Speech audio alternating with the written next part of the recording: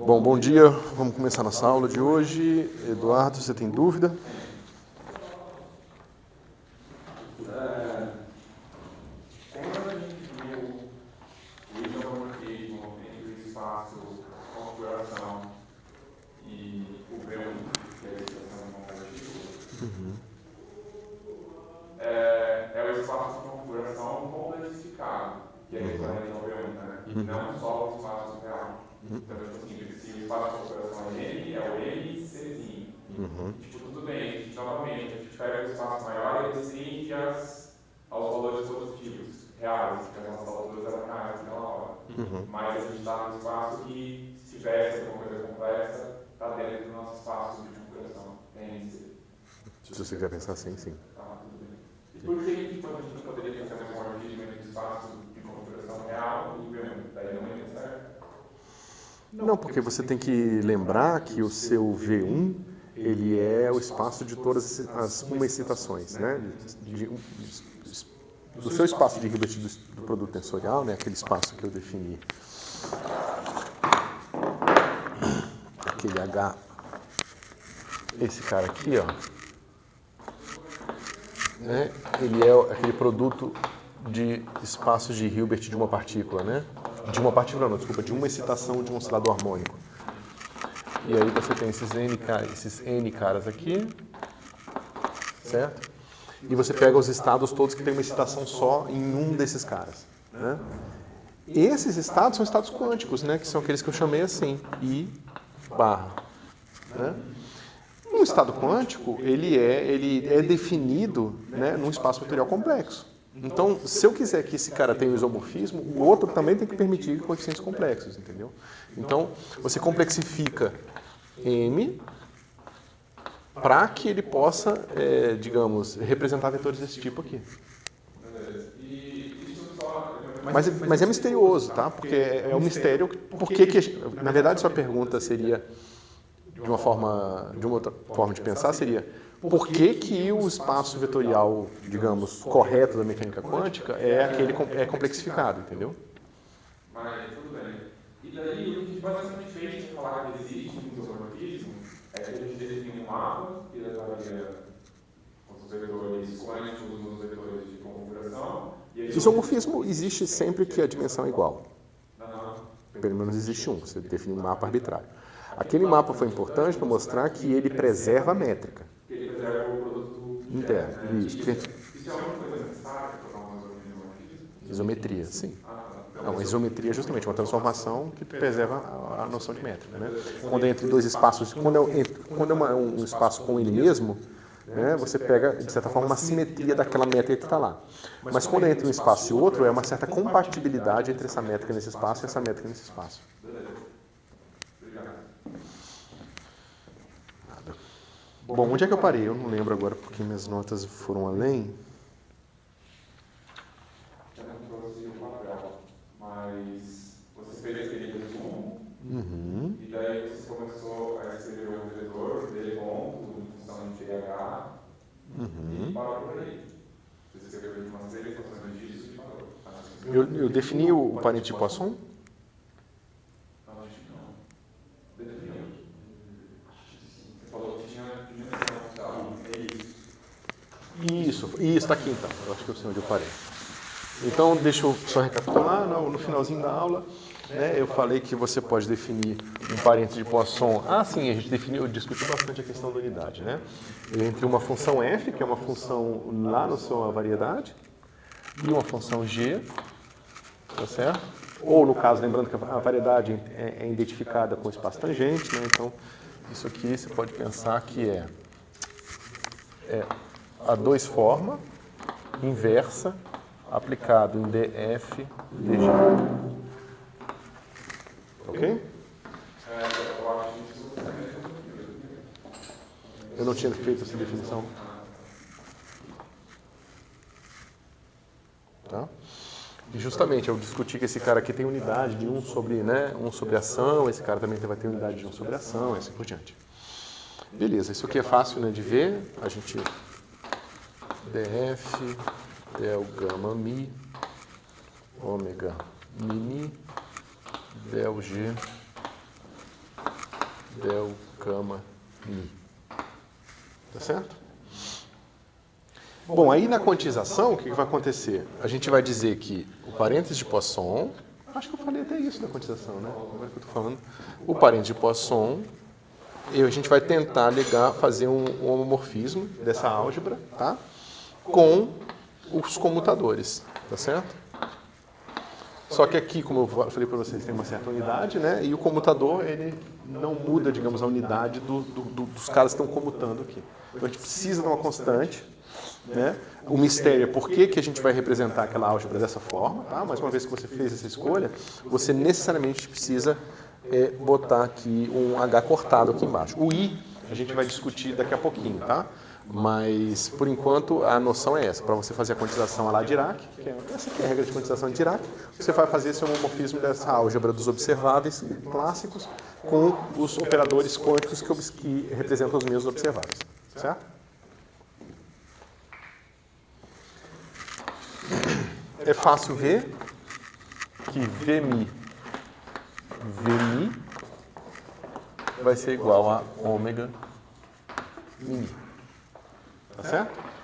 Lembrando, né? Vocês estão lembrando que o meu Vmi, ele vai ser uma coisa assim, H1, H0, H1, Hn-1, P0, Pn-1, tá? São as próprias coordenadas. Tá? Eu estou repetindo esse fato porque às vezes as pessoas ficam confusas com o fato de que as componentes do vetor são as coordenadas, mas isso é uma consequência do fato de que a gente está fazendo aquela linearização do espaço. Pi. Caramba, obrigado. Não. Aqui é x. Mas você tinha razão, estava errado, tá?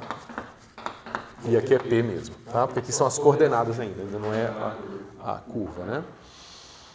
Tá certo? Então você bota esse cara aqui, você sabe, né? Ou seja, esses caras aqui, nesse caso, se coincidem com a própria coordenada gama, né? Então por isso que você botar aqui dv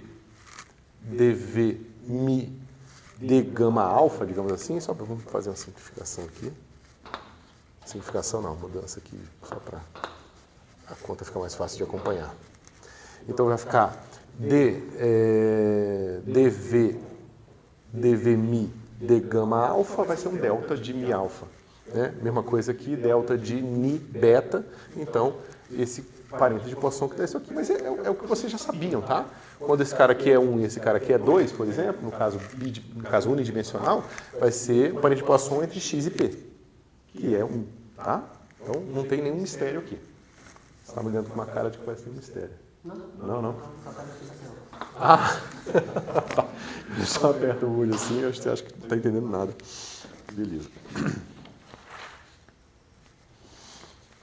Então, na nossa quantização, a gente tem aqui agora os operadores quânticos, tá? Vão ser dados por ômega mini. Tá certo?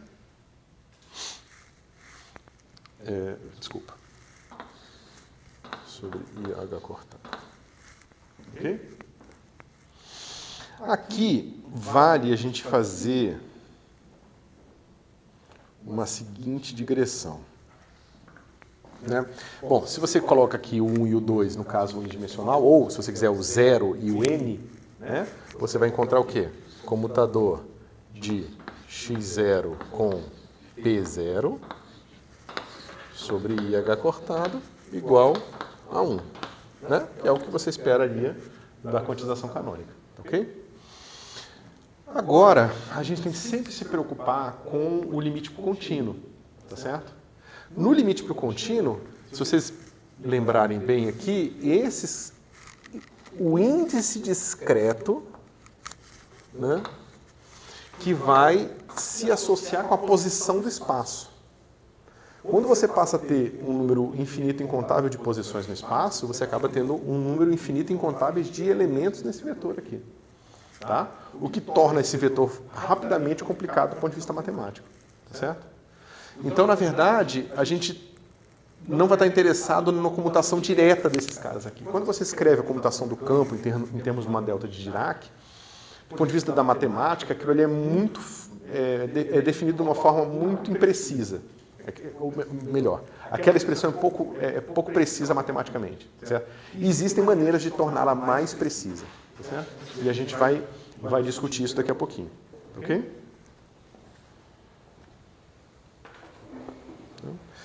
Outra coisa. Bom, até aqui tudo bem?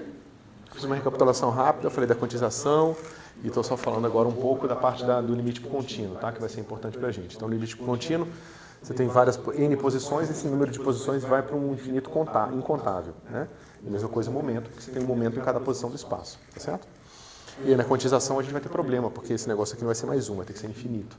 Tá certo? O que não é legal. Né? Vai ter que ser tipo uma delta de Dirac.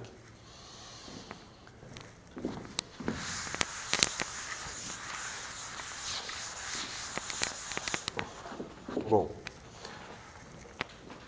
a gente tem a nossa base, que de certa forma eu fiz aqui uma mudança de paradigma que vocês talvez não tenham percebido. Mas basicamente eu peguei esse cara aqui e associei com um conjunto de coordenadas del, x, i. Né? Eu falei que esses vetores de base aqui são esses vetores de base aqui. Tá?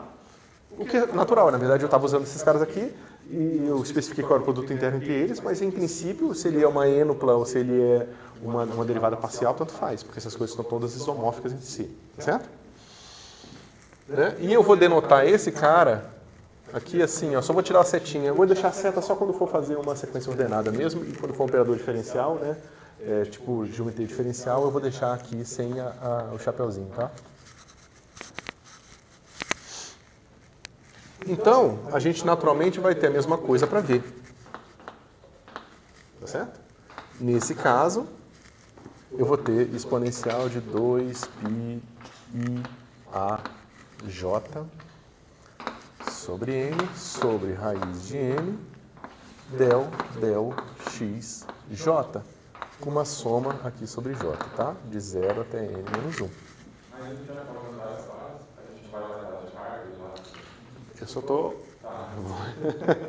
A gente vai chegar lá, tá? Isso aqui eu vou chamar de VA.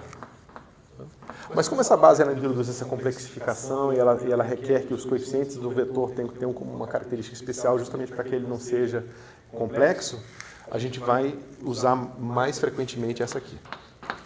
Tá? Que a gente vai... É uma ida e volta, tá? Então tem seta para os dois lados.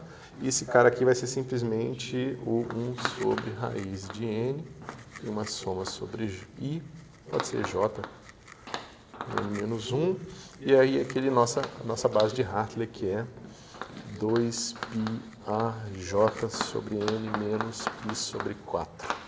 Tá? E que a gente vai chamar isso aqui del xj, tá? E que isso a gente vai chamar de HA. Tá? Então esse cara aqui, veja, é um vetor, tá? É um DDX, ele habita lá o espaço tangente do seu espaço de fase, tá ok? Que a gente identifica com o próprio espaço de fase. Você perguntou alguma coisa?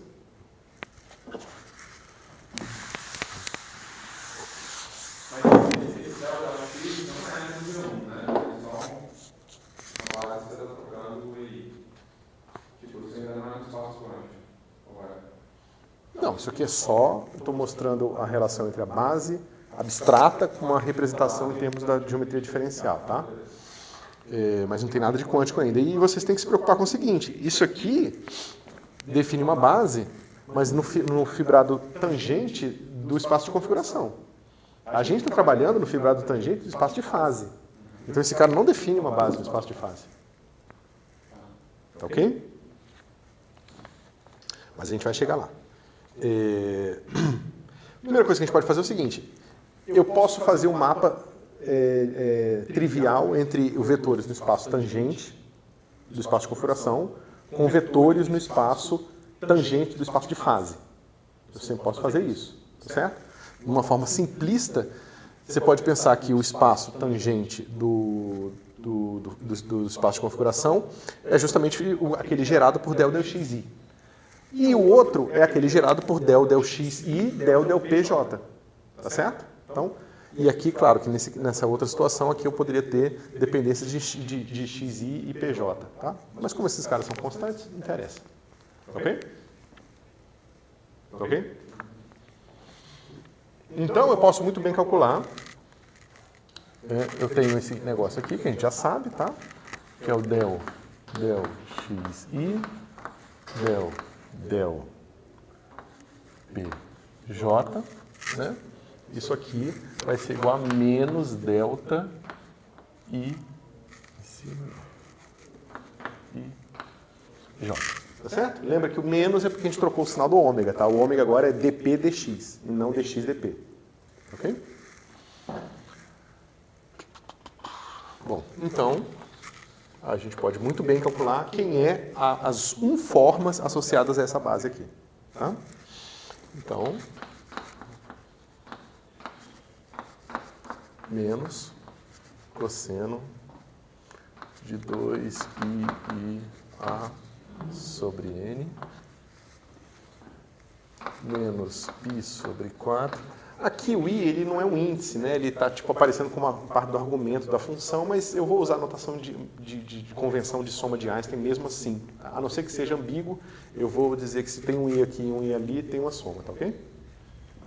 Se for só um i, é i. Aí você tem que se virar. Não, tô brincando, é provavelmente um i complexo, né? Mas, bem, talvez seja melhor não usar mais o i como índice, né? Botar j aqui. Que não foi o que eu fiz aqui. Tá. Não, cara, esse I não era, esse é índice. Esse aí é índice, cara. Então por isso que eu troquei para J. Tá? Então vocês aceitam isso aqui, né? Esse cara só tem ddx, ele vai atuar só no da esquerda, tem o sinal de... Né, só no da direita, aí tem o sinal de menos, dá o menos cosseno, que é isso aqui. Ok?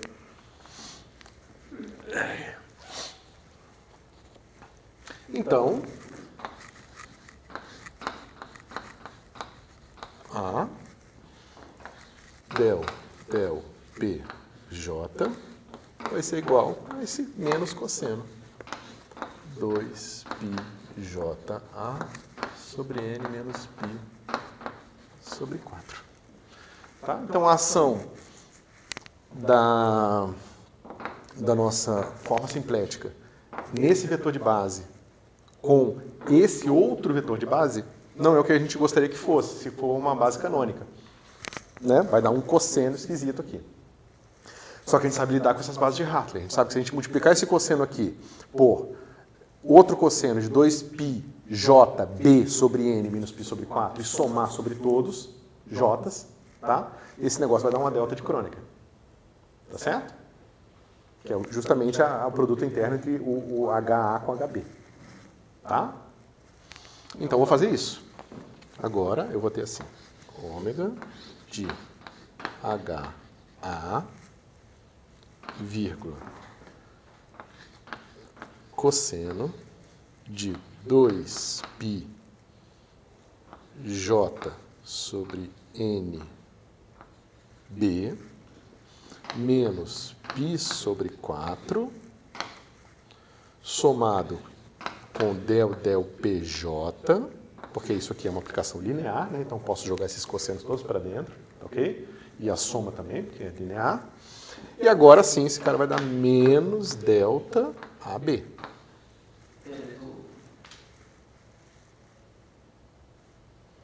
Como é que eu estou falando dos índices? Porque índices, tipo assim...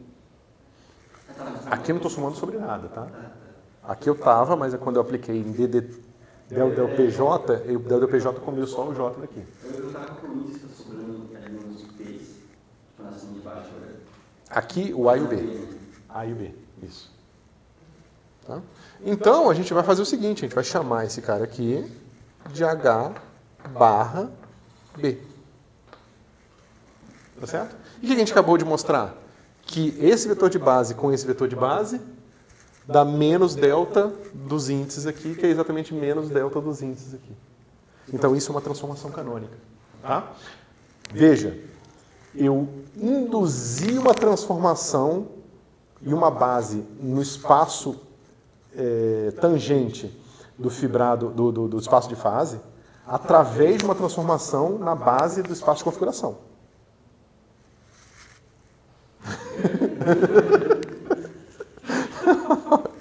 Veja, vocês concordam que isso é uma mudança de base? Eu estou mudando de del x para h. São dois vetores, né? Se eu pegar h para a variando de 0 a n-1, eu tenho n vetores de base, eu tenho n outros n e ambos formam base. Então, ambos são tão bons quanto para representar um vetor genérico, certo? Só que eu estou trabalhando no espaço tangente do meu espaço de fase, que tem o dobro de dimensões, porque tem todos os del px, del pi, tá certo? Então, eu preciso de dois n vetores de base. Só que eu não quero qualquer dois n vetores de base, eu quero um outro conjunto de vetores de base que forme uma expressão canônica para minha forma canônica, para minha forma simplética. Tá certo? E você vê que, ó, vetor de base com outro pedaço do vetor de base dá menos delta de ij. Tá certo? Para ser canônica as outras coordenadas, eu preciso que a forma simplética atuando nesse e nesse seja igual a menos o delta de Kronecker dos índices que rotulam eles. Ok?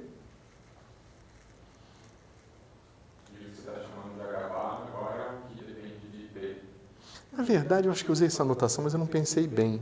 Eu acho que eu vou fazer o seguinte. Eu vou botar o B em cima. Porque aí a gente fica lembrando que esse cara aqui estão associados a P. Eu estou fazendo o contrário, né? Sim. Não, o certo seria... Coloca o A em cima do H, aí onde seria... Não, peraí. Não, vocês estão confundindo, calma lá. Aqui o I está em cima, mas o I em cima no denominador equivale ao índice embaixo no numerador. Tá certinho, cara, vocês estão sacaneando. Não, é isso mesmo. Porque agora há pouco você escreveu... tá certo. Tá? E aí fica o B em cima e aí fica assim, ó. B. Tá certo? Ó, o J que está embaixo, o J em cima. Tá? Eu não lembro se a gente mostrou isso, mas só de a base no espaço tangente ser ortonormal, isso já garante que a transformação é canônica? Não. Não. Tanto, isso aqui é uma escolha arbitrária, tá? Eu poderia fazer outras combinações agora, aqui, e definir outra base no espaço tangente do fibrado do espaço de fase. Então, nesse caso particular, vai dar certo, mas não é para todo caso. Não, vai sempre dar certo. Tá? Ou seja, uma transformação na metade do espaço induz uma família de transformações canônicas possíveis. Ah, tá certo. Tá certo? Deixa eu ver.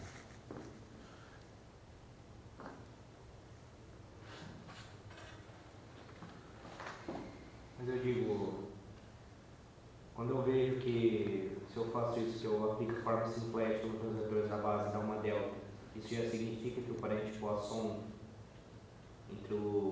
entre as duas variáveis vai ser identidade? Direto. Tá, entendi sua questão. Sim, mas é porque isso se fundamenta no que eu ia falar daqui a pouco, que é o Teorema de Darboux. O Teorema de Darboux fala que existe sempre uma...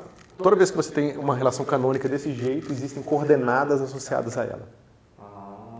Tá?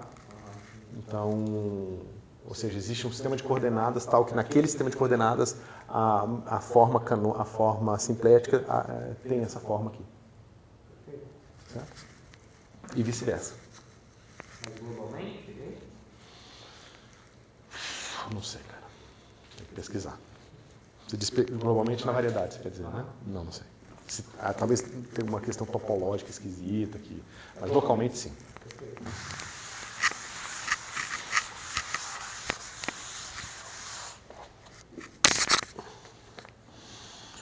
Ok. Então tá. Então a gente pode usar, é o que a gente está falando agora, a gente pode usar del gama mi, que de certa forma é del, x, i, junto com os del, p, i, certo? Mas também a gente pode usar um certo conjunto de vetores h, a e h, b, tá certo? E aí justamente o teorema de Darboux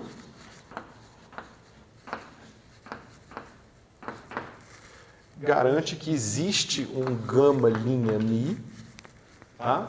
Tal que h, a é igual a del,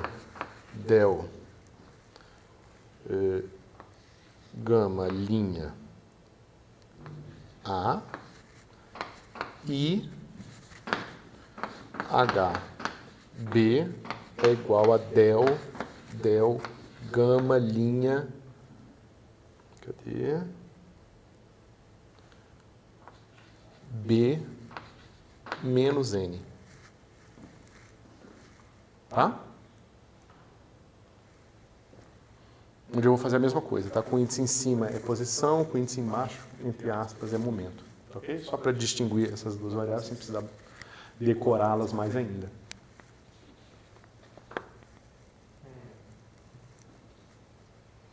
Seria N menos B? Não, B menos N. Né? Isso aqui é igual a isso aqui. Desculpa, que faltou. Para A maior ou igual a 0 e menor que N. Tá? E esse cara aqui para B maior ou igual a N e menor que isso, 2N. Ah, tá. Então o B ele não é L0 ainda. Não, não, isso. O B é de N até 2N. N incluso, né? E N, 2N não incluso.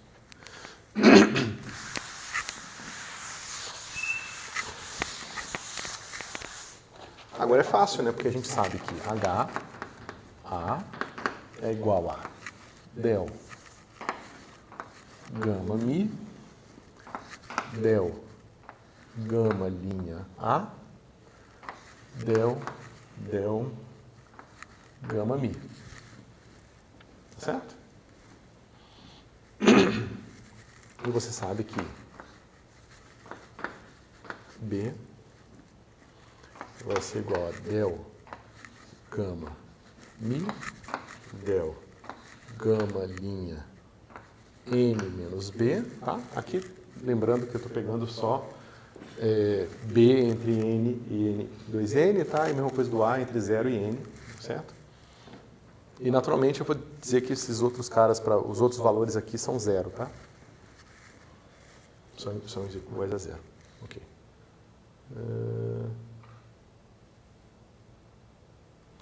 Não foi assim que eu fiz, não. Não, tá? Não é 0, não, tá? Esses caras aqui, ó, eu falei errado, tá? É mais. Eu defino B de 0, porque eu defini baseado na expressão que estava anterior, ele está definido de 0 a N menos 1. Por mais que os dois sejam possíveis, porque tem assimetria no negócio, eu acho que mais claro deixar assim. Tá? Eu boto o N aqui. Que é o que eu tinha feito depois. Tá? Bom, del, gama mi. Mas a gente sabe qual é a expressão desse cara aqui. A gente sabe que isso aqui vai dar aqueles cossenos, né? E aqui também. Então, a gente pode facilmente usar essa expressão comparando o que a gente fez anteriormente e encontrar o seguinte. Isso aqui é igual a somatória sobre A de 0 a N menos 1 de cosseno 2π. Eu botei I, né? Eu vou botar J para não confundir. JA sobre N menos π sobre 4. E aqui, gama linha A. O que você está chamando de X já? O que você está chamando de X já? A coordenada nova? Não, coordenada velha. Eu só tô em função das novas. Tá? Enquanto o meu P J vai ser soma sobre A de 0 a N menos 1. Isso aqui parece, não sei se o que isso está parecendo para vocês, ou confuso, ou meio bobo, mas vocês vão ver que isso aqui é a base do fato de que você, quando faz transformada de Fourier nos campos, se vocês lembram um pouco de que vocês já viram de teoria quântica de campos, você faz a mesma transformada de Fourier no momento e no campo. É a mesma projeção na mesma base. Tá certo? E é isso que a gente está fazendo aqui. A gente está, de certa forma, fazendo tipo uma transformada de Fourier nos momentos e nas posições, usando a mesma projeção de base, só que agora né, x com um novo x e p com um novo p. Tá certo? Isso é conveniente por várias razões, porque os significados não se misturam, né, por mais que as variáveis possam. 2π JA sobre n menos π sobre 4, gama, linha, A mais N. Tá certo? E vocês podem só multiplicar por cosseno, inverter, tá? Então, se vocês fizerem isso, vocês vão ver que a nova coordenada, x, que eu posso chamar de x... Deixa eu fazer aqui. Não, linha vai ficar confuso. Vou fazer o seguinte, ó. Eu vou... x é h, i, tá? Vai ser igual ao meu gama i linha, tá certo? E o meu p, h, tá j sempre, tá? j vai ser igual ao meu gama linha n mais j. Tá ok?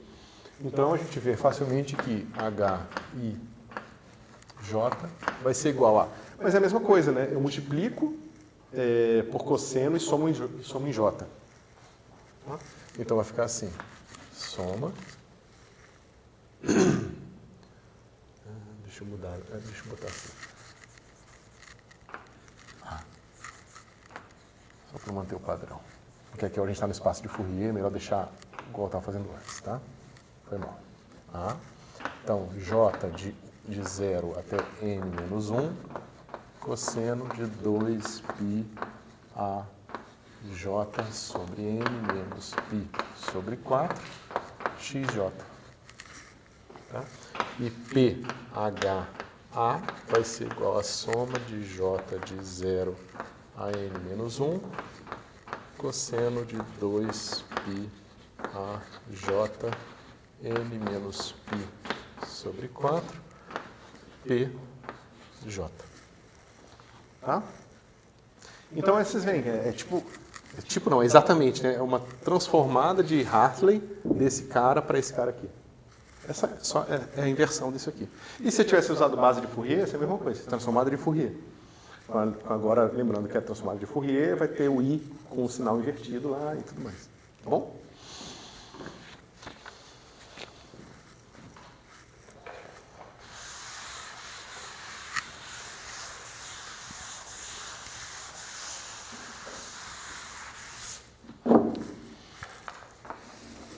Até aqui tudo bem?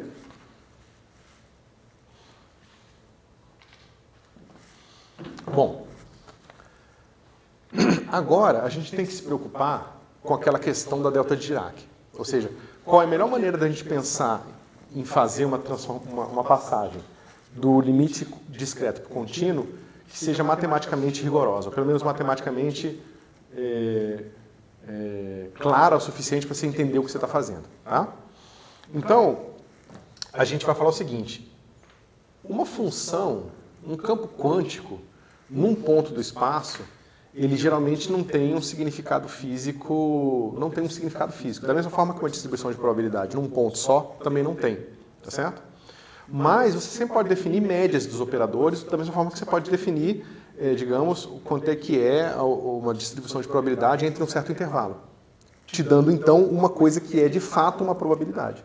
Tá certo? Então, isso nos leva à ideia dos campos smeared. É tipo médios. Né? Oi? Smeared borrado. É tipo borrado. Mas é porque a noção... É porque é como se você estivesse pegando um campo e tirando uma média com uma função, entendeu? Mas as pessoas chamam de borrado, bom. Então, o que seria um campo borrado nesse sentido? Né? Então, você tem aqui um certo V, Mi, tá ok? Ou melhor, um V aqui, V Mi, gama, Mi.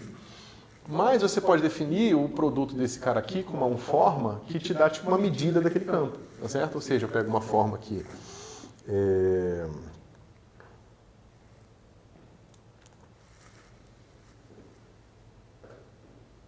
eu pensar aqui, isso.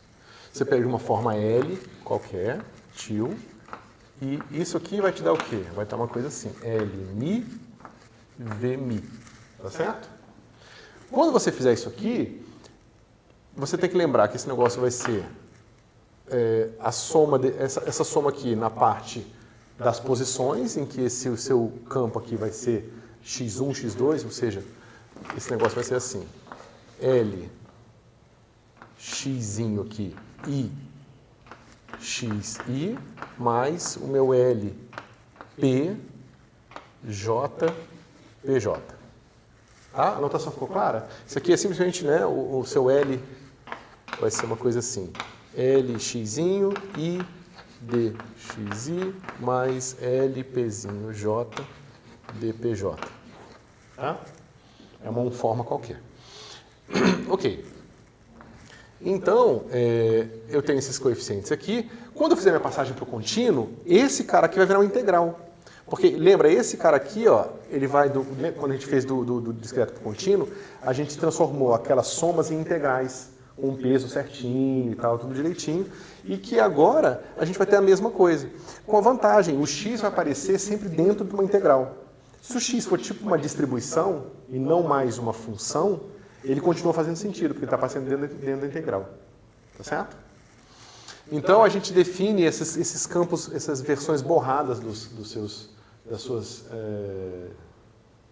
do seu campo, justamente porque na hora da quantização, que essa coisa tomar esse aspecto de distribuição de probabilidade, você continua tendo quantidades matematicamente bem definidas. Tá ok? Só que a gente tem uma maneira... Porque, veja, aqui a gente está definindo um campo, que é uma certa configuração do espaço. Tá?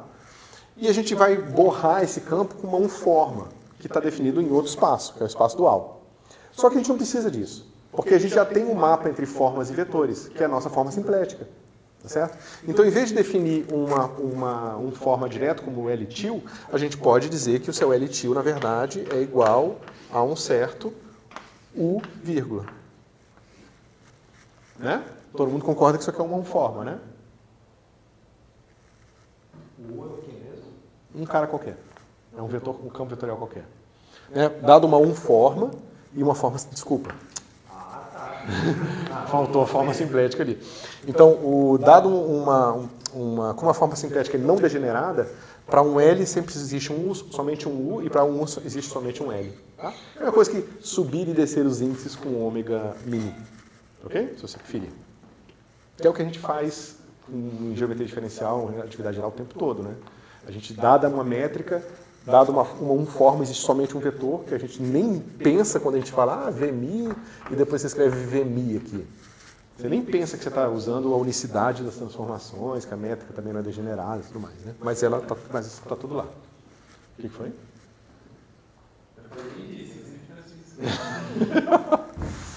Toda vez que o cara sobe o índice, ele está lá. Pera um pouquinho, é o único, porque senão, tá bom.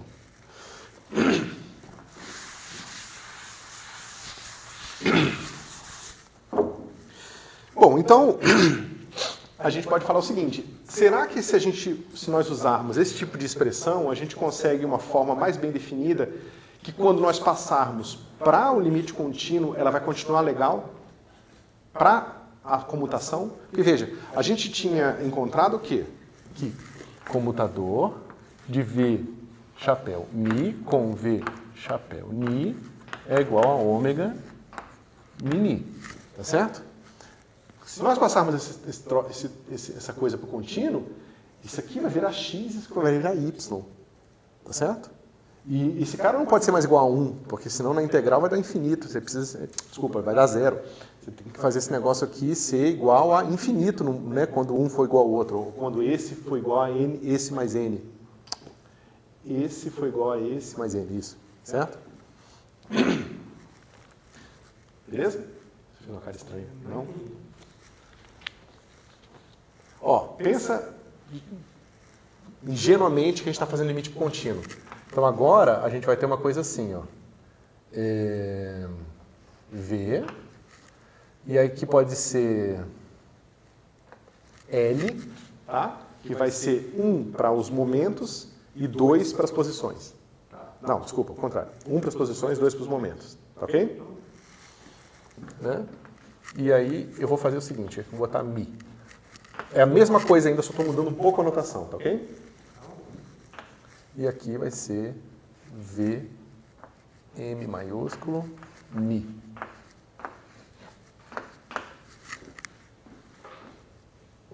Certo? Quando esse cara aqui é 0, esse cara aqui, eu vou mudar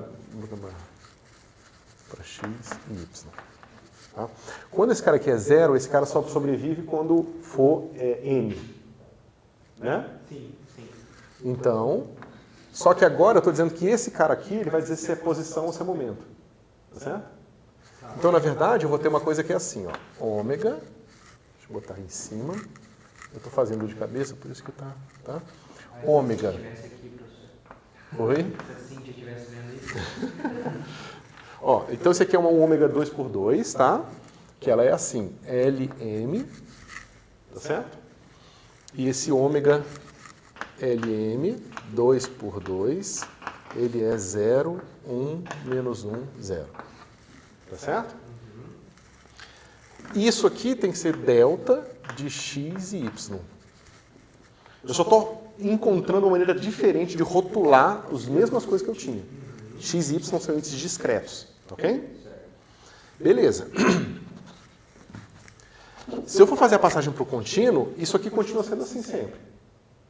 Porque o parente de Poisson entre posição e posição é sempre 0. Basta você ver a estrutura da 2 forma, tá certo? O parente de Poisson. A ação da 2 forma em 2 vetores que só tem um componente de posição dá 0 sempre. Tá certo? Esse cara não muda, mas esse muda. Porque agora eu tenho infinitas, incontáveis posições no espaço. Isso aqui tem que virar uma delta de Dirac. Eu concordo que vai... Eu concordo com a conclusão, que eu vi várias vezes quando a gente toma esse limite para o contínuo, a delta de Kronecker vira uma delta de Dirac. Só que eu sempre achei um pulo meio grande. Tipo, você tinha uma combinação de discreto, dava 1. E quando você vai para o contínuo, dá infinito. Não é muito claro porque que tem que dar infinito. Tá. A razão pela qual dá infinito é a seguinte. Quando você tem uma soma aqui, que você está somando V, I, L, tio, I, tá certo? O seu I está indo de 0 a N menos 1.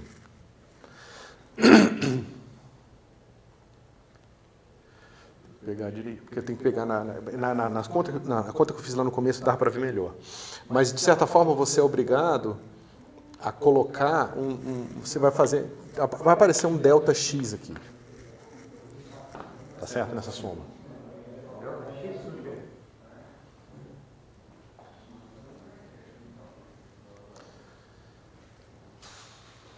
Deixa eu lembrar como é que a gente pode ver isso de uma forma fácil. Mas eu acho que eu entendi o que você quer fazer. Com esse delta x no limite contínuo vai virar uma soma de Riemann. Isso. E aí vai transformar numa integral e vai aparecer a delta de Dirac. Isso. Quando a gente fez lá no começo, que eu fiz o limite para o contínuo, no começo dessa parte do assunto, eu mostrei isso. Mostrei aparecendo o delta x, e botando o delta x, escrevendo como L sobre N, lembra? Aí depois você manda o N para infinito e tal. Só que agora não estou lembrando de cabeça. Tá? Mas o ponto é esse. Você pode pensar, de forma geral, que quando você está fazendo essas somas todas, implicitamente tem um peso nessas somas. Isso não é índice não, tá? I é um peso. E aí sim você está fazendo esse cara aqui, ó. VI, LI. Aqui, qualquer, tá? Só com I aqui. está fazendo essas coisas com esse peso aqui, tá?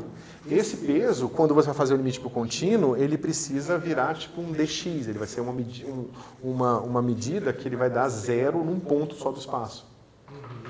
Entendeu? Então, para você pegar, digamos, a inversa desse negócio aqui, tem que ser uma delta de Dirac, não uma delta de Kronecker. Eu acho que melhorou, mas não está 100% ainda. Tá? Mas eu quando for tratar do limite para o contínuo, porque a gente vai voltar para o discreto, tá? E a gente vai depois, vai ver toda a parte de operador de criação e aniquilação, blá blá blá, e mudança de representação, vácuo. Aí depois, no fim, a gente vai fazer o limite para o contínuo mesmo. Aí eu abordo essas coisas aqui com detalhe. Tá? Mas por enquanto o que vocês têm que pensar é o seguinte. Esse negócio tem que ir para uma delta de Dirac. E delta de Dirac, ela necessariamente implica que você está trabalhando num espaço mais complicado do que a gente gostaria de trabalhar. Okay? Mas existe uma maneira de você evitar isso, que é justamente trabalhando com esses campos borrados. Gostei. Acho que eu acostumei agora com borrado. Certo? E vamos lá. Então a gente tem essa computação. Tá? E eu posso pegar, então, uma versão borrada com U. Borrada vai ficar pegando mal. Fica meio estranho, não sei. Tá, foda-se, borrado mesmo. Então, eu vou pegar uma versão borrada do meu campo, com U. Tá certo? Presta bastante atenção nessa expressão. Isso aqui é a ação de uma 2 forma, agora num espaço que é uma variedade, tá? Cujos vetores tangentes têm componentes que são operadores.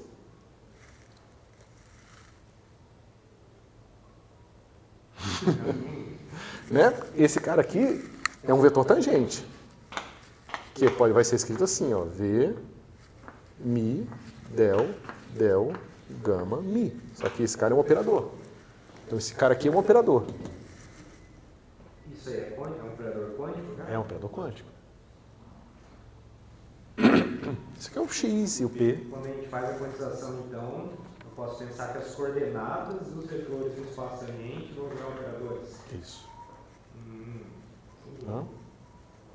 Ou, se você quiser, como a gente está usando a versão linearizada, na verdade é melhor pensar assim, o seu espaço de fase, um espaço que é uma variedade qualquer, só que a sua variedade agora ela não é uma variedade com pontos mapeados nos reais, ela mapeia pontos da variedade em operadores. Como se o sistema de coordenadas fosse... A sua carta leva um ponto da variedade em um operador. Uau, diferente. É isso, não, mas é isso que é quantizar. Sempre foi. Tipo aquele meme, sempre foi. Exatamente. E outra coisa, o senhor introduziu esse U para borrar. Sim. Esse U é um campo vetorial. Mas aí, como a gente está trabalhando nesse outro espaço, tem que pensar que ele é um campo vetorial no seguinte sentido. O U quântico, se você quiser pensar, já que a gente está trabalhando, agora está todo mundo quântico mesmo, esse U ele tem que ser uma coisa assim, ó, identidade quântica vezes um U aqui, para isso aqui pensar como um operador, entendeu? Ou seja, toda vez que eu escrever um número num espaço de operadores que atuam no espaço de Hilbert, aquele número implicitamente está sendo multiplicado com uma identidade. Perfeito. Né? E o senhor comentou que normalmente se usa uma função para borrar o... Isso, porque o U vai virar uma função, né? Uma função. Mas como que ele vai virar uma função? Vai ser a derivada exterior de uma função? Ou... Não. É UI. Ou UI com o índice embaixo. Esse cara vai virar uma função de I, que vai ser no fim uma função de X. Então pensa o seguinte, eu tenho agora aqui, classicamente, eu tenho minha corda. Tá ok? Essa é a minha corda. O meu U, digamos, eu pego um U que é uma coisa top hat. É só uma cartolinha aqui. Ele é 1 aqui e 0 em todos os outros pontos. É uma outra função, certo? Se eu integrar esse U com essa função, com essa minha cordinha aqui, ele vai me dar o quê? Ele vai me dar a média da posição da corda em torno desse ponto aqui. Você pode interpretar que ele borrou, ele deu uma borradinha no campo e me deu como resultado a média. E eu posso fazer essa minha cartola quão estreita eu quiser. Se eu fizer ela exatamente estreita, ela vai dar um problema que vai dar 0, certo? Porque eu não vou conseguir normalizar esse treco. A não ser que ele vire infinito. Aí vai tipo uma delta de Dirac, certo? Mas se eu não quiser isso, então eu não posso fazer essa cartola é indefinidamente estreita, tá certo? Mas enquanto ela for finita, ela vai sempre na interpretação de a média do campo ali, tá certo? Do ponto de vista quântico agora, ele vai me dizer o seguinte, ele vai me dizer como é que o campo quântico está se comportando em média em torno daquele ponto. Tá certo?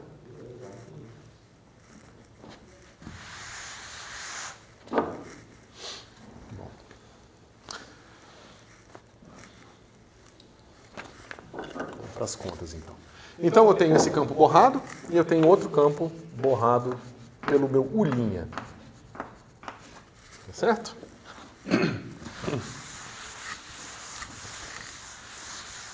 Bom, eu posso querer, agora eu preciso entender a estrutura desses novos objetos matemáticos, então eu posso calcular agora o comutador desses dois caras, tá certo? Vamos lá. Comutador de U com V, U' vai ser igual ao quê? U, Mi, ômega, Mi, V chapéu, Ni, U', alfa, ômega, alfa, beta, U, V, beta. Ok? Por simplicidade, eu já vou dividir esse cara aqui por IH cortado, tá? Naturalmente aqui, IH cortado. Até aqui tudo bem? Mas agora a gente usa isso aqui, tá? Para encontrar que isso aqui também vai ser igual a U, Mi, ômega, Mi, ômega, Ni, beta, ômega, alfa, beta, U', alfa. Ok? O IH cortado sumiu justamente por causa do IH cortado que eu esqueci de botar aqui. Ninguém avisou. Né?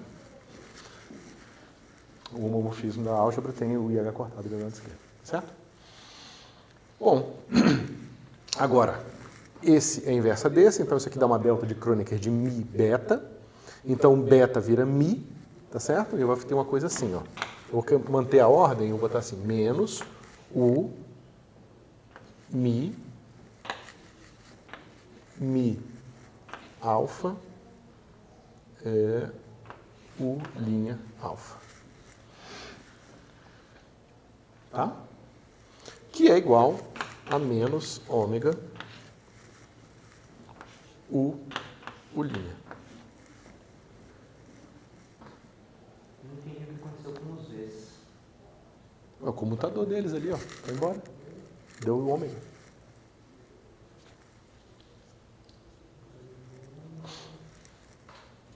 Ah, tá. E você tirou para fora do computador? Ou não? Quem? Sim, o U é a identidade. Tá, beleza, concordo. O problema de tudo isso era que o I e o I iam virar índices contínuos, né? E daí tinha e agora eles não aparecem em teste no nosso computador. Exatamente. Ou seja, o comutador desse cara é igual ao parente de Poisson desse.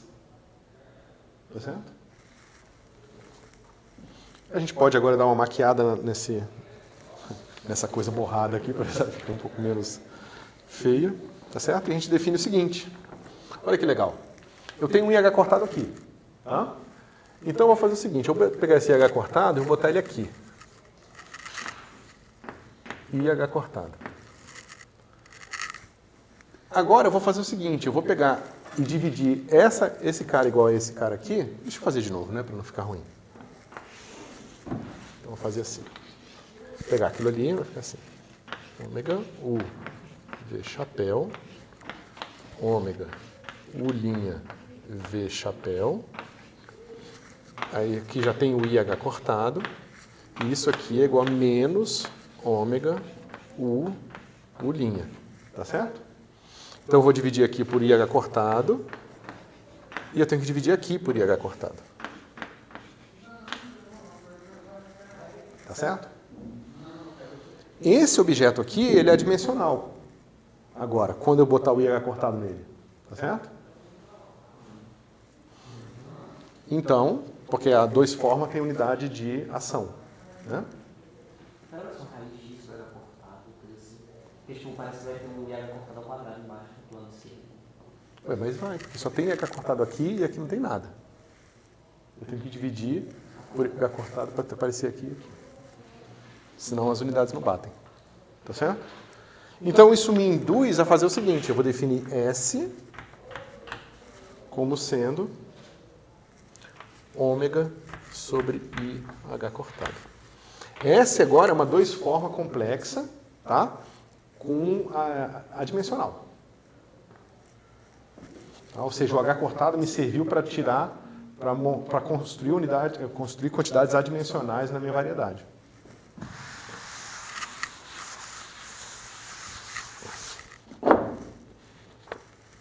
Bom, então isso tudo fica assim, ó.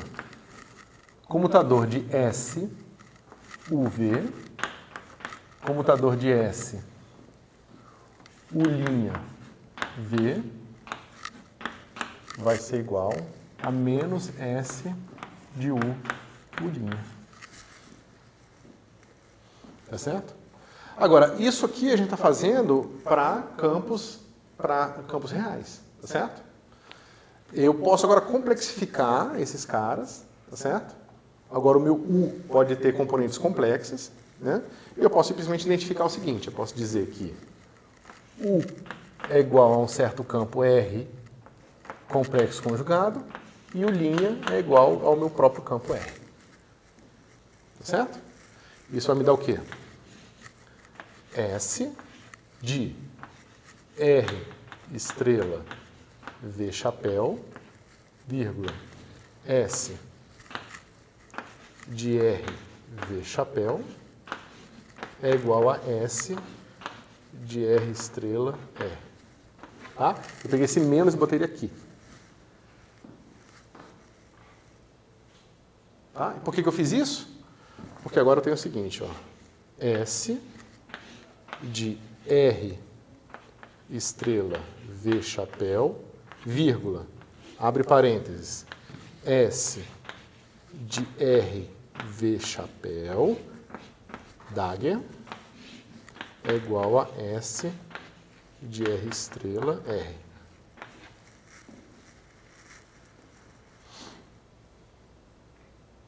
Tá? O menos foi para lá, porque quando eu tomar o complexo conjugado de S, tem um I aqui no S, tá? Então tem esse menos 1. Então eu queria absorver o menos 1, deixa eu botar a igualdade para ficar bem mais evidente aqui, tá certo? E obtive essa fórmula mais compacta, mas onde as coisas estão no lugar onde elas vão facilitar nossas contas futuras, tá certo? Ou seja, a gente tem uma relação entre o comutador da ação da forma simplética, tá? Que é igual à própria ação da forma simplética dos campos, tá certo? E agora isso aqui tudo passa para o contínuo sem problema nenhum, tá certo? Na verdade, essa aqui seria a melhor maneira de você definir o homomorfismo de álgebras. Você define através dessa expressão aqui, em vez de fazer aquela quantização à la Dirac, tá certo? Quer dizer, é a mesma coisa, tá, pessoal? Só que aqui é um pouco matematicamente mais preciso. Né? Você teria aqui, ó, veja bem, se você já estiver no contínuo e você quiser obter aquela expressão que a gente obteria lá direto, em termos de delta de Dirac, você teria que botar funções não integráveis aqui. Eu tinha que botar tipo ondas planas aqui, para você obter delta de Dirac agora aqui. Então você vai ver que o campo que você quer é um campo que foi borrado com um borrão que é uma delta de Dirac. Que é justamente aquele negócio que eu estava falando antes, né? Você pegar uma cartola e achatar a cartola até ela virar uma delta. Tá certo? Se você não estiver querendo considerar funções que não são de quadrado integrável, tá? Você pode trabalhar direto aqui. Você não precisa sair para um espaço de Hilbert mais complicado. Você pode ficar no espaço de Hilbert bonitinho, onde as funções são sempre de quadrado integráveis. Tá certo? Tem uma série de questões matemáticas aqui que nos levam a isso, tá? Como já cansei de falar para vocês.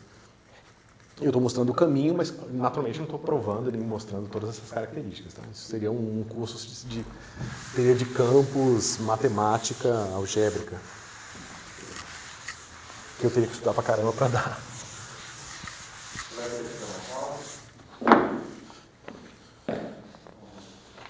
Que horas são? Estão cansados?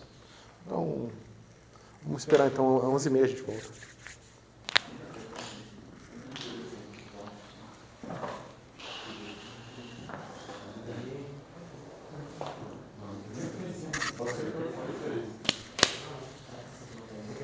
O fio.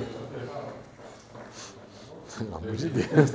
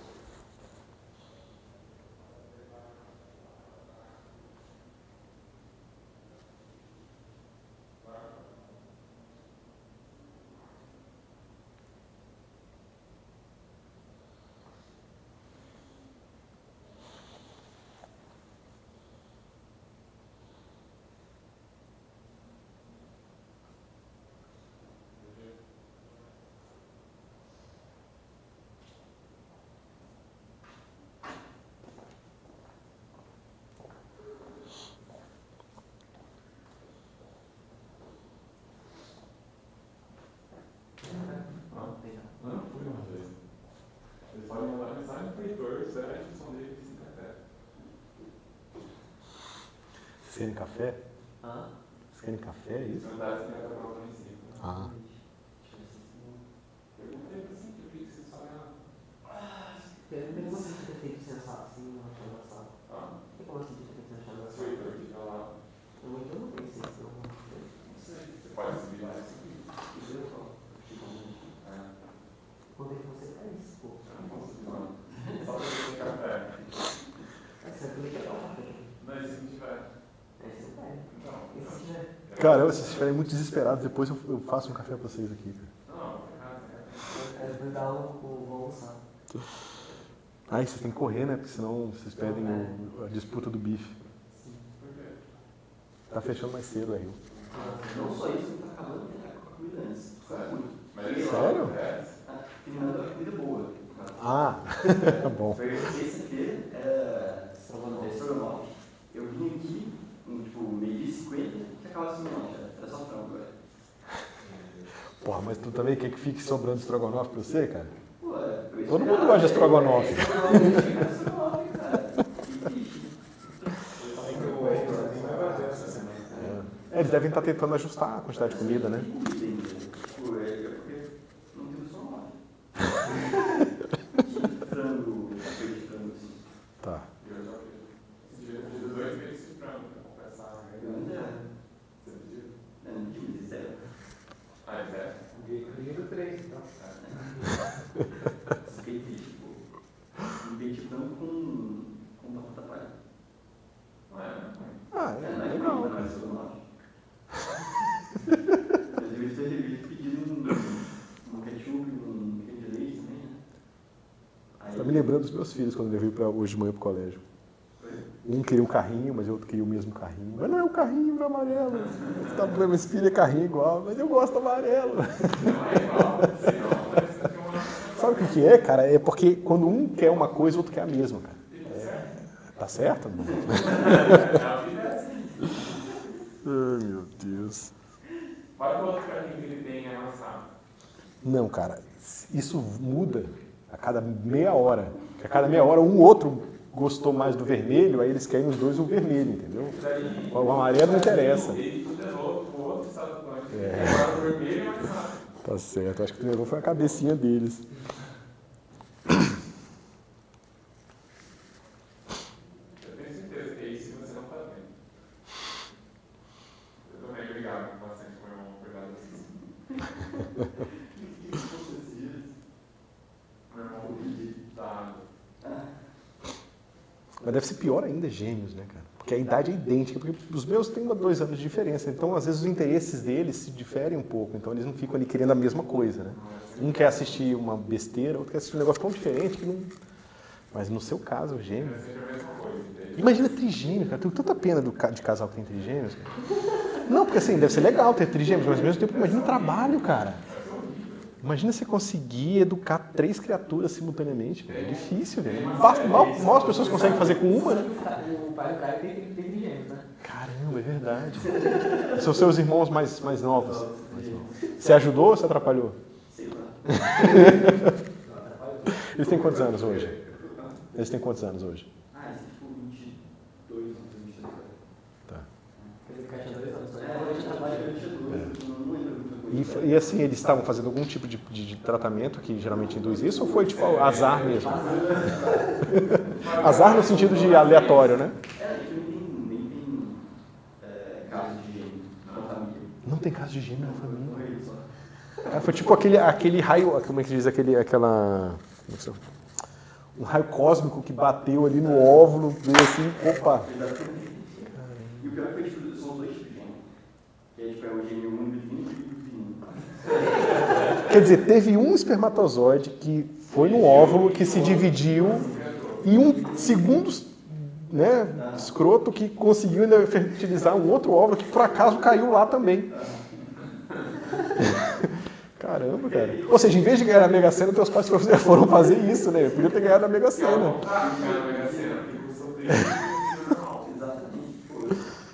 Os dois pais continuaram trabalhando? Não, minha mãe. Porque é impossível, cara. Eu teria que dividir, ou os dois começam a trabalhar meio experiente. Eu nasci. Aí ela ia começar a voltar a trabalhar. Ela começou a voltar a trabalhar, acho que um mês. Toda feliz, agora meu filho tá com 2 anos. Aí fica trigêmeos, ela ficou. Agora não dá. Não dá. Porque ia ser muito mais caro botar na creche e, tipo, creche não serve tão bem assim. Imagina 3 ao mesmo tempo. Não. Que isso. Mais difícil que mecânica quântica, teoria quântica de campos. Tá? Outra coisa que eu queria falar para vocês é o seguinte. Agora a gente encontrou essa expressão aqui, tá certo? E essa expressão aqui não é à toa que eu fiz ela, botei o I, juntei, transformei de ômega para S, tá? E esse cara aqui, ele vai dar pra gente, e a gente vai ver em algumas circunstâncias específicas, uma quantidade positiva definida, tá? E que é aquilo que eu discuti antes para vocês, ele vai definir um subespaço do meu espaço vetorial, onde agora eu tenho um produto positivo definido, assim por diante. E isso vai ser importante para a gente poder definir o nosso espaço de Hilbert de uma partícula, que é aquele que a gente usa para construir a representação, tá certo? Matematicamente, o nome disso é quando você tem uma variedade simplética e você define o que a gente chama de uma quasi-estrutura complexa na sua variedade simplética. Existem famílias inteiras de quasi-estruturas complexas, tá? E a união de uma quasi-estrutura complexa com uma forma simplética te dá uma métrica riemanniana. Tá certo? Que é isso aqui. Tá certo? Não são todas as combinações que dão, mas algumas combinações dão.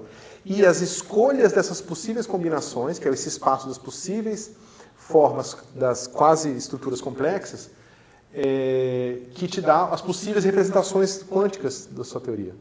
Tá certo? Inclusive das possíveis representações da escolha do vácuo. Tá? A gente vai chegar nisso mais para frente. Mas só para dizer que existe um reino inteiro de matemática só saindo de coisa disso aqui, tá? Porque no fim a gente está querendo combinar uma coisa que quadrado é menos 1 com outra coisa que quadrado é menos 1, só que cuidado, porque a sua estrutura complexa, de certa forma, a sua forma simplética, ela não está levando vetores em vetores, ela está levando vetores em covetores. Mas ela tem tipo uma cara de matriz que quadrado dá menos 1, né? Tanto que você, né? Uma coisa assim, 0, 1, menos 1, 0, quadrado dá menos 1. Só que nesse quadrado aqui não faz muito sentido, porque aqui eu estou pegando uma coisa que leva vetor em covetor, depois eu tenho que levar covetor de volta para o vetor. Enquanto uma estrutura quase complexa é uma estrutura que leva vetores em vetores e que a ação dela sobre ela mesma é menos 1. Ou, no caso, menos a identidade. Tá certo? Então, são dois tipos de complexo, tá? Botando muitas aspas aí, um matemático não gostaria dessa definição, mas uma é através da estrutura da forma simplética, que é natural da escolha da independência de x e p, daquelas imposições iniciais que a gente estudou bem a geometria delas, de que a gente quer equações de segunda ordem, que sejam sejam bem definidas como equações de condições iniciais e assim por diante, tá certo? E agora tem esse outro i que tem a ver com essa escolha desse espaço de Hilbert de quadrado integral, né, com uma métrica bem definida, positiva definida lá dentro, que tem a ver com a quantização, tá? Então existem essas duas coisas presentes para a construção da nossa teoria de campos, ok? Mas a gente vai voltar nisso ainda, de novo. A positiva definida é o S de... Isso, S de R estrela R é sempre mal quiser. Entendi. E ele já é a métrica riemanniana que o senhor falou ou ele vai induzir? Ele vai induzir, porque se você considerar todos os espaços, naturalmente se S de R estrela R é igual a 1, S de R estrela é igual a menos 1. Então eu preciso me restringir a um subespaço do meu espaço vetorial para que ela seja positivo definida. Ok. Tá? E ela é uma métrica definida. Nesse subespaço. Quando nesse subespaço, aí sim ela vai ser uma métrica. Uma métrica definida. Ou melhor, um produto interno no espaço vetorial que te define um espaço de Hilbert, para ser mais preciso. Ok. Mas então a gente restringe uma parte da variedade e dentro dos espaços tangentes dessa variedade, essa métrica induz o produto interno. Isso. E esse produto interno coincide com o produto interno dos espaços de Hilbert. Isso. Os espaços de Hilbert posso pensar direto como os espaços tangentes aos pontos dessa variedade ou não? Não é tão simples assim. No caso discreto, sim. É simples assim. No caso contínuo fica bem mais complicado, porque aí seus vetores passam a ser... A sua variedade fica... Tudo fica... A dimensionalidade cresce muito. Então, até os espaços tangentes passam a ser... Veja, antes era um espaço tangente de n dimensões. Sim. Ou de 2n dimensões, quando você for para o tangente da fase. Quando o seu espaço de fase vira o espaço de funções, então você está falando de espaço onde seja um ponto da sua variedade é uma função. Né? Não um ponto em Rn. Se você quiser pensar numa função descrita no espaço de Hilbert, ela vai virar um ponto num R infinito. Então, agora você tem um espaço tangente, quando bem definido assim, que é vetores no espaço R infinito também.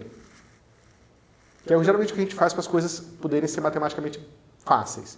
Porque se a gente insistir em fazer espaço de funções quaisquer, que não são necessariamente elementos no espaço de Hilbert, que tem uma base contável, então você teria uma base incontável de funções.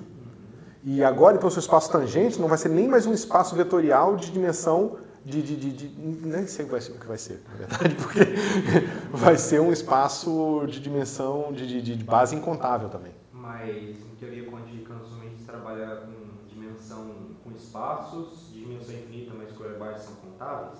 Isso. Isso aí... É sempre espaços de Hilbert, nesse caso. Ok. Isso são espaços de Hilbert, ou Banach. Isso aí está relacionado com as condições de contorno dos problemas que definem o espaço de Hilbert ou não necessariamente?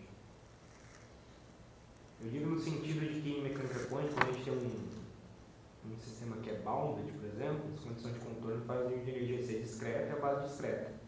Mas se isso não correr, por exemplo, uma partícula livre, tem uma base contínua.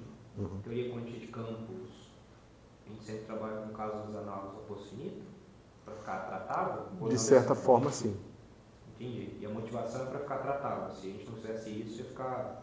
Não, na verdade, hoje em dia você tem toda uma área da matemática e da física que trata dos problemas numa circunstância mais ampla, tá? Mas é muito mais fácil dar um curso para você. Para eu dar um curso sobre isso, teria que ser um curso praticamente de matemática, tá certo? Mas, em geral, você se baseia no fato de que você, mesmo que sua variedade seja um espaço de funções, é sempre um espaço de funções com uma base contável, entendeu? E aí só fica infinito, não fica infinito incontável, tá certo? Eu não estou a par de quão complicado pode ser a forma mais moderna possível, tá? Teria que estudar um pouco. Bom, de qualquer forma, a gente agora vai redefinir esse cara aqui, assim. Vai ser redefinido. Eu tinha definido ali atrás só com I sobre H cortado, tá? Mas agora que a gente complexificou o nosso espaço, eu vou definir assim.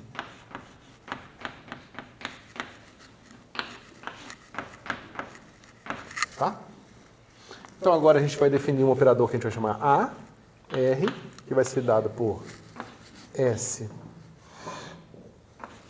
R, V, tá? E o meu A, R, Dagger, naturalmente vai ser S de R, estrela, V. Não sei se vocês perceberam, mas eu estou usando desde aqui o fato de que os meus operadores são hermitianos, ou simétricos, tá? Ou seja, Dagger V igual a V. Tá certo? Porque eles são os nossos observáveis e eles continuam sendo, muitas aspas, aí, reais nesse sentido, tá? Então agora tem um computador desses dois caras aqui e a gente já viu que vai ser dado A, R, Dagger, vai ser igual a esse produto aqui, S de R, R, que é o módulo desse vetor, tá? Que eu posso chamar de L aqui. Tá? Você vê que nem todos os R's aqui são bons. Tá certo? Por exemplo, se você pegar um R real, S de RR vai ser zero. Porque S de RR vai dar S de R estrela R, só que R estrela é igual a R, então vai ser ômega de RR, só que ômega é antissimétrico, esse negócio dá zero. Não é R estrela? S de R estrela R? Não é S de R estrela R? Não, porque eu redefini aqui, ó. Tá? É que eu quis introduzir primeiro o IH cortado, mostrando porquê, e depois eu introduzi a complexificação do primeiro argumento, depois, né, explicando porquê, que é justamente a questão da positividade ali. Tá bom? Então veja, esse negócio pode ser negativo, pode ser positivo, pode ser zero. Tá? Mas se eu escolher um L positivo, eu posso tentar usar esses próprios operadores aqui, ó, para definir uma representação quântica do meu espaço. Tá certo? Deixa eu ver, a gente está de tempo. Tem bastante tempo aí. Então, para a gente entender um pouco esses operadores, a gente sabe que a gente precisa primeiro tentar encontrar alguma coisa relacionada ao espectro deles. Mas eles em si não têm espectro porque eles não são operadores autoadjuntos, né? A gente não sabe necessariamente se eles vão ter autovetores e coisas do tipo, certo? Mas a gente pode estudar, a gente pode tentar fazer uma combinação simples deles que dê para a gente um operador autoadjunto e que, portanto, a gente pode estudar o espectro, certo? Então, a gente vai definir aqui o operador N, R, que vai ser dado por A, Dagger, R, A. Outra coisa para vocês terem em mente é que aqui, ó, eu posso ter vários R's aqui, várias escolhas de vetores aqui, tá? Que me dão o mesmo L, mas que são diferentes. Somente no espaço, né, de N dimensões, de base, ou 2N dimensões na fase, eu posso ter N vetores aqui. A gente vai ver isso depois, tá? Mas, ou seja, eu posso ter N operadores desse tipo aqui. Tá? Não necessariamente um par, né? Dele e o hermitiano. Então, a gente define esse cara aqui assim, tá certo? Esse cara aqui é autoadjunto. Oi. O R, ele apareceu quando a gente complexificou aquela função que a gente introduziu para borrar o campo, certo? Aí a gente está definindo os operadores de criação e aniquilação em termos do R e do Eles não são operadores de criação e aniquilação ainda. ainda. Ok. Eu ia perguntar Não pode se não. estava implícito a escolha de um vácuo. Não. Não. Não, quer dizer, a gente vai mostrar que quando esse negócio aqui é positivo, isso define um vácuo. Mas tem que tomar um pouco de cuidado ainda. Beleza. Daí o vácuo vai estar, então, satisfazendo essas condições. Ele vai estar atrelado ao jeito que a gente borra o campo também? Isso. Ah, Ele vai estar justamente, implicitamente definido pela escolha de R. entendi. Tá certo? Bom, é fácil ver que NR, comutador com a R dagger, né? Sai esse cara aqui, dá 1, sai o outro, dá 0. Então vai ficar A, R, dagger. NR, A, R, menos A, R. Tá certo? Dá pra botar um L, Opa, obrigado. L. Importantíssimo. Tá certo? Então, quem é NR atuando em... desculpa. Como esse cara aqui é um operador autoadjunto, a gente sabe que ele tem um espectro bonitinho, né? E tem uma base ortonormal. Né? Então, a gente tem aqui NR atuando em NR.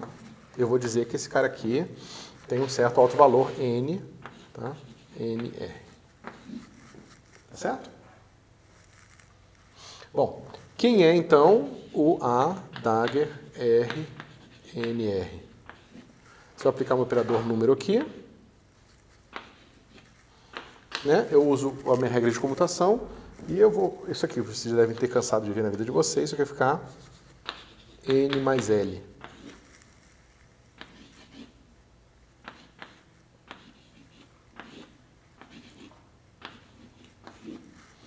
Tá certo?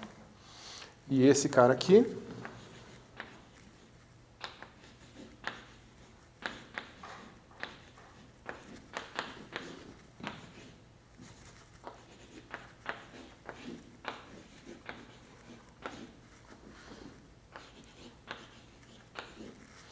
então, esse operador aqui, ele adiciona L aqui nesse cara, ok?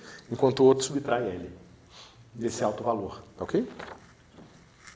O sketch, eles moram no espaço tangente, que é a variedade que a gente está trabalhando ou não? Não. Veja, a nossa variedade agora, os pontos dela são operadores que atuam no espaço de Hilbert. Esse cara é um vetor nesse espaço de Hilbert. Mas eu não posso identificar o espaço de Hilbert com os espaços tangentes, então. Não. Tá. Ok. E os pontos da variedade são operadores? Ou quando eu coloco o sistema de coordenadas na variedade, ela mapeia a variedade de operadores? Ou é diferente? Mais preciso seria que os pontos da variedade são vetores cujas componentes são operadores. Vetores cujos componentes são operadores. No caso linearizado, né? Senão seriam só pontos que seriam localmente mapeados numa sequência ordenada de operadores. Ok.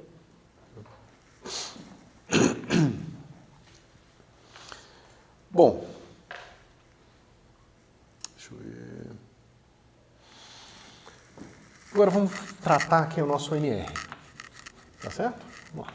Então eu vou dizer que o meu NR vai ser o A R1 menos I A R2 A R1 mais I A R2, onde A1R é igual a A mais A dagger sobre 2 e A2R é igual a menos A dagger sobre 2I, tá? Então, um operador qualquer, genérico, ele sempre pode ser escrito em dois pedaços autoadjuntos, tá certo? Seria, na verdade, um autoadjunto e um anti-autoadjunto, mas aí eu boto o I ali, aí o autoadjunto vira autoadjunto, o anti-autoadjunto vira autoadjunto, certo? Ou hermitiano e anti-hermitiano, tá bom? Bom, Então, sabendo disso, a gente sabe que esse negócio aqui vai ser o quê? AR1 quadrado mais AR2 quadrado. Legal, dois operadores hermitianos que aparecem ao quadrado. Então eu sei que esse negócio aqui é positivo definido. Esse pedaço aqui. Porém, eu tenho mais um pedaço aqui. I comutador de A1R com A2R. Tá bom? Beleza. Esse cara aqui eu posso reescrever ele assim. S de RV menos S de R estrela V sobre 2. E esse cara fica S de R V menos mais S. Espera aí, eu fiz errado alguma coisa. Não, tá certo. Isso. Mais S de R estrela V. Sobre 2I. Bom?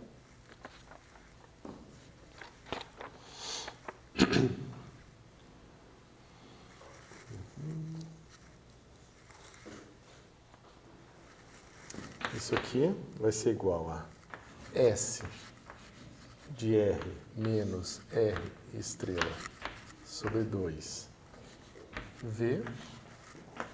E esse vai ser S de R mais R estrela sobre 2I V.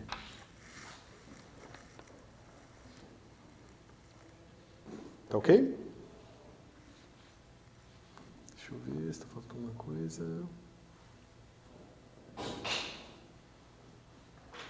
Tá? Bom, então a gente tem o seguinte.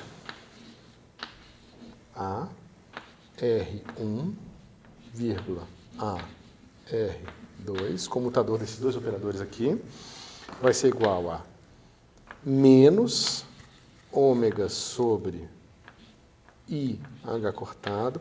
Para você pegar isso aqui, a gente tem que usar a expressão original, tá? Do S, para ficar mais claro o que está fazendo, porque esses caras aqui vão aparecer, não é esse e o complexo conjugado deles, são dois vetores diferentes. Então, tem que ser aquela mesma primeira expressão que a gente fez para U e U' quaisquer, ok? Então, vocês vão encontrar isso aqui. Bom, vocês façam essa conta, tá? Fica R estrela menos R sobre 2, vírgula, R, isso, mais sobre 2i. Negócio estranho, né? Tipo, a parte imaginária sobre 2 e a parte, digamos, real sobre 2i. Mas é isso mesmo, é porque tem um i a mais aqui na brincadeira. Certo? Então, ó, isso aqui com o ômega e o complexo conjugado na esquerda me dá o S. Tá certo? Então eu tenho esse cara com esse, né? Ou seja, eu tenho assim, ó. Vou botar de fora 1 sobre 4i. Tá certo? O produto desse com esse dá L. E o produto desse com esse dá menos L. Mas eu tenho menos aqui também. Tá ok? Então isso aqui vai dar 2L. Então isso aqui vai ser L sobre 2i. Ok? Ou seja, se eu botar agora ali, eu vou encontrar aqui NR vai ser igual a R1 quadrado mais AR2 quadrado menos L sobre 2. Tá?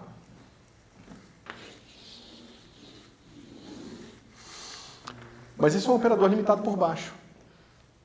Uma vez que eu defini quem é L, isso é um operador limitado por baixo. Esse cara aqui é sempre um número positivo. Né? O pior das hipóteses, esse número aqui pode ser 0, esse é 0, mas a gente vai ver que não é verdade isso, tá? porque aqui vai ter tipo uma relação de incerteza, tipo relação de incerteza de Heisenberg. Então esses caras aqui, eles não vão ser necessariamente zero, mas mesmo assim, independente disso, você tem que esse operador é limitado por baixo. Isso vai ser importante para a gente. Tá ok?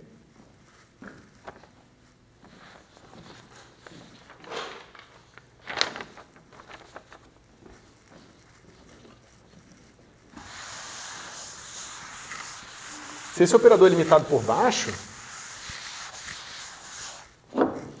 então, necessariamente existe um estado tal que AR, NR, 0 é igual a 0.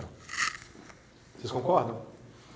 Porque a gente vai mudando o alto valor, subtraindo do alto valor L. L, vai tirando L, 2L, 3L, 4L. Então, se esse negócio aqui é limitado por baixo, esse operador aqui não pode ter um espectro tão negativo quanto a gente queira. Ele tem que ter um limite inferior. Negativo não, um limite inferior de qualquer forma. Tá certo? Então aquilo ali precisa existir. Quando trabalho no software muito quântico, uma dúvida que eu sempre tive é que se eu tiver no alto estado um valor positivo, e eu for descendo a estado, eu concordo que uma hora ele vai chegar num alto valor zero, e esse estado aí vai ser o estado de vácuo e trunca. Eu vou cair no zero do espaço de Hilbert. Eu não consigo descer mais com o operador escada.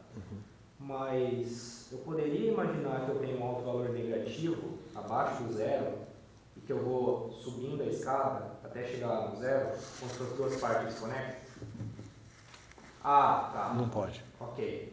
Isso aí garante. Então, sempre positivo. E tem mais um detalhe técnico importante aqui que a gente vai depois ver com certo cuidado, que é o seguinte. Você poderia dizer, beleza, aquele cara ali é igual a zero, tá certo? Agora imagina que eu tenho uma outra família de estados, que eu vou chamar de N', tá? E eu vou pegar aqui, digamos que eu tenho um certo valor de N, digamos que o valor de N começa sendo beta, tá? E aí eu posso aplicando o meu operador de aniquilação até chegar numa coisa assim, eu aplico ele M vezes, e eu tenho esse número aqui, tá? Que é maior do que esse meu limite inferior, maior do que menos L. Tá certo?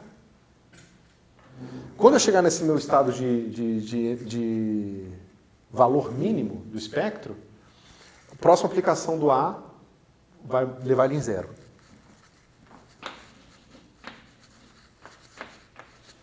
Tá? Mas eu posso ter isso para beta, mas eu posso ter um beta linha também, que satisfaz isso aqui.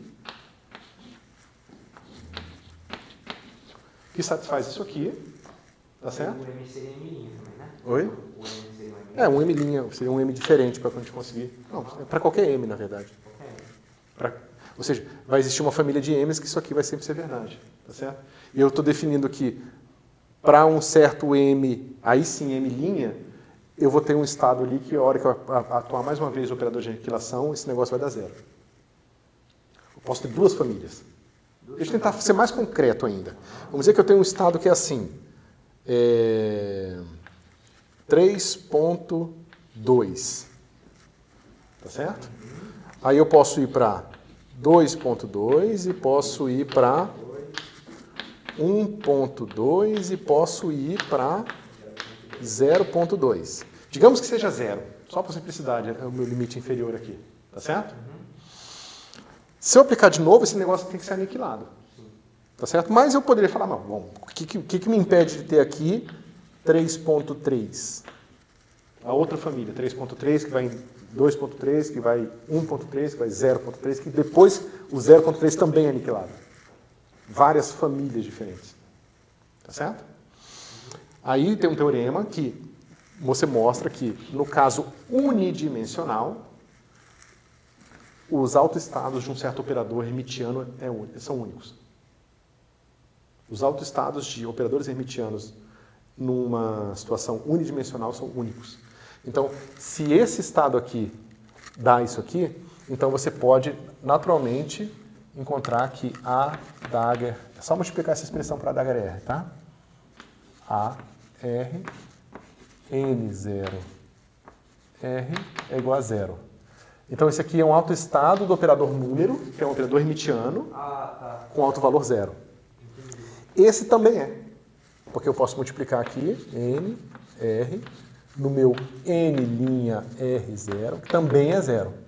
A única possibilidade desses estados serem diferentes é se esse operador pudesse ter um autovetor ou um espectro degenerado.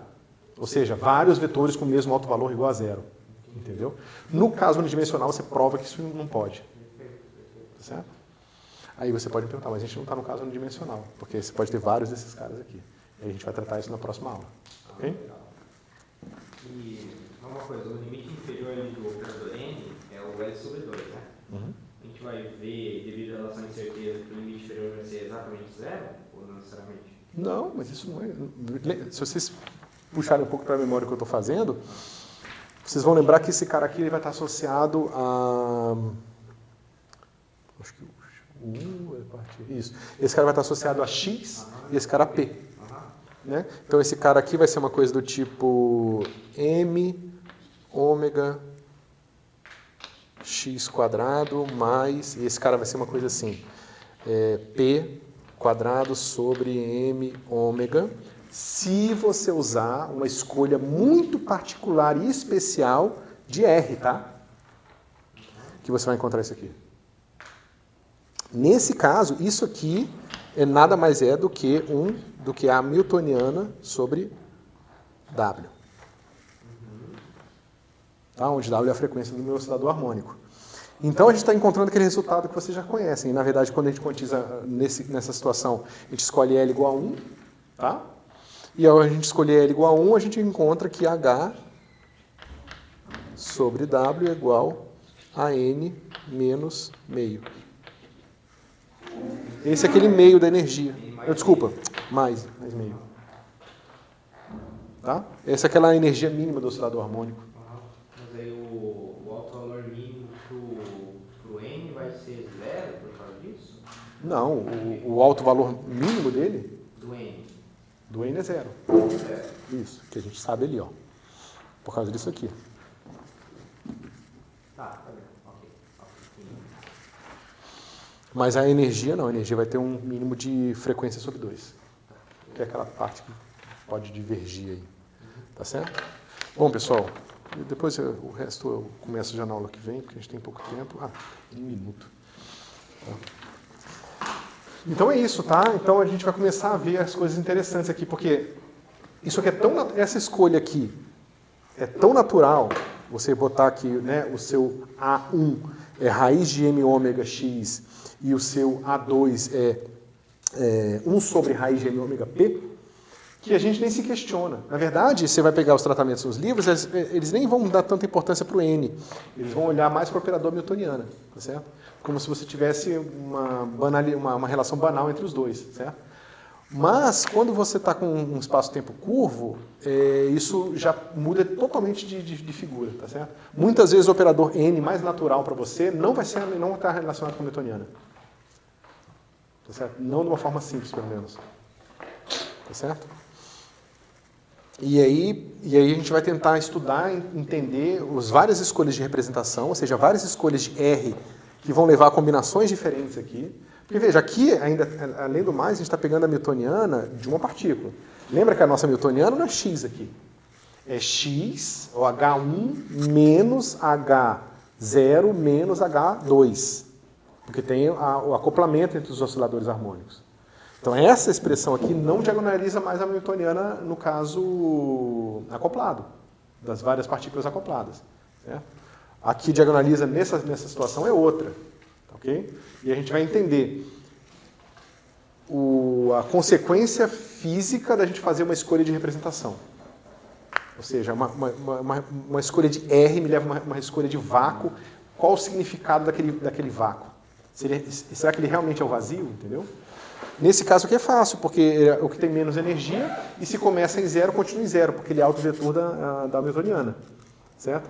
Agora, e quando o que tem menos energia, o que tem menos partícula, digamos assim, em algum sentido que a gente vai definir, não é mais autovetor da hamiltoniana? Significa que, para você ter uma coisa vazia, ela não pode ser estável no tempo.